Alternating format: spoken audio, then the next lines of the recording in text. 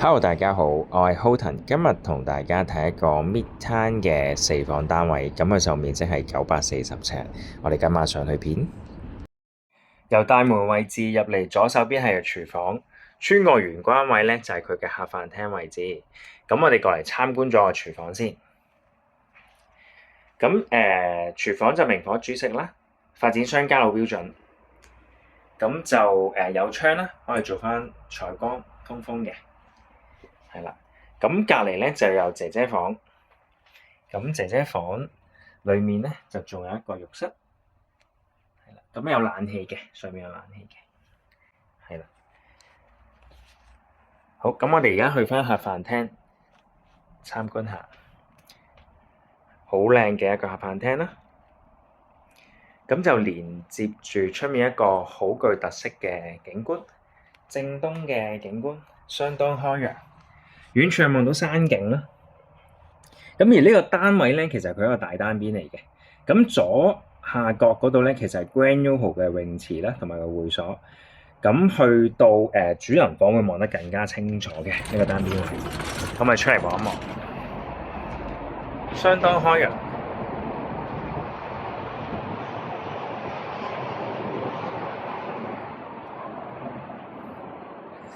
好，咁我哋過去寢區望下。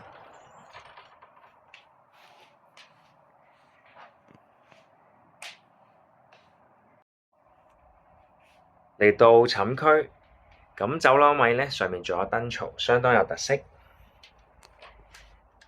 咁睡房區，咁我哋唔好行太入啦，因為咁我哋望一望個景觀啦。由呢個窗望翻出去嘅景觀咧，就同客飯廳係一樣啦。係啦，咁相當開揚嘅。好，咁我哋再嚟睇下第二個睡房。第二個睡房係啦，咁其實都有窗嘅。咁我再睇埋呢間睡房。咁呢間睡房目前個狀態咧，就用嚟做咗儲物室。咁3間房其實都有窗台嘅。我而家影住呢個位下面，其實係一個窗台位嚟嘅。咁佢出面嘅景觀都係一樣啦。咁而家做咗儲物。咁啊，最後嚟到主人房啦。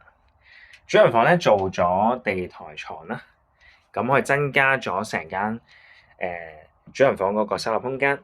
咁呢個主人房咧最大嘅特色咧，就係佢大單邊位嚟嘅。咁由呢個角度望翻過去咧，係睇到 Grand Yoho 個泳池同埋商場。咁夜晚開燈之後咧，係好靚嘅呢個位。咁呢邊又正東啦。咁下面啲車行過咧，就車水馬龍嘅感覺。